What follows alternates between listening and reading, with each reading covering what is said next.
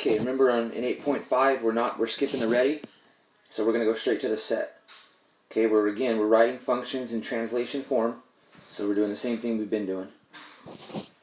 Okay, so they're giving us f of x and g of x.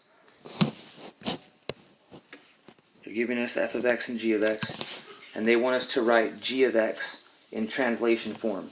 So they give us an example up here. It should look like this: g of x equals f of x plus or minus something.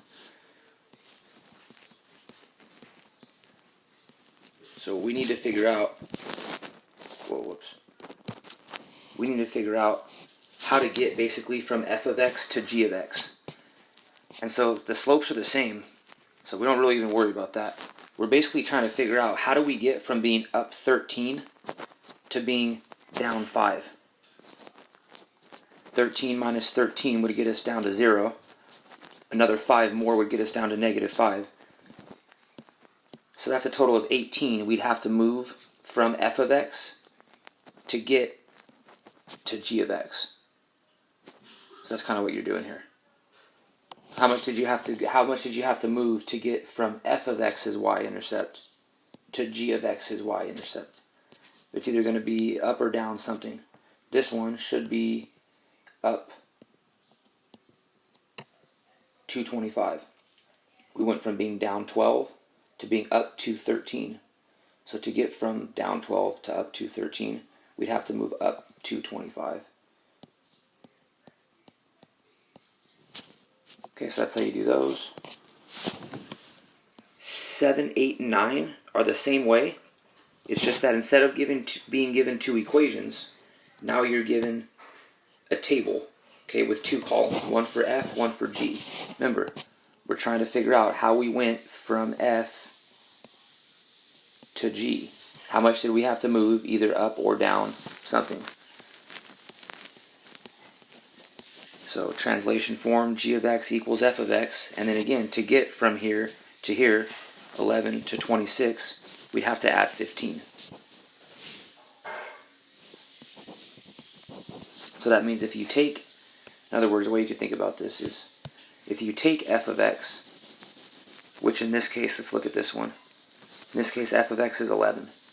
If you take 11 and add 15 to it, you would end up with 26, which is over there. Same thing here. If you took 121 and added 15 to it, you'd end up with 136. Okay, so again, just vertical transformations. Here, we're seeing it in tables. Okay? Above, we were seeing it in equations. So we need to be able to work with both.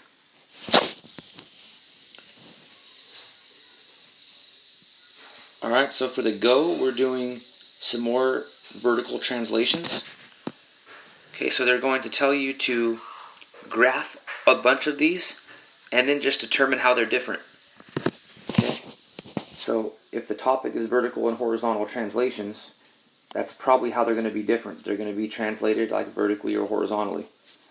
Okay, so 10 says use the graph of f of x equals 3x to do the following. So that means the graph that we're given, this black line, is f of x equals 3x.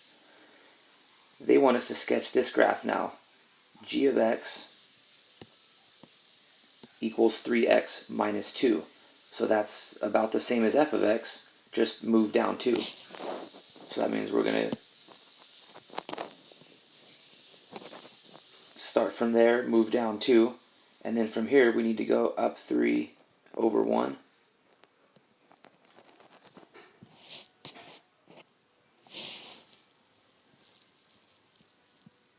And then connect that. And that's how we make that one.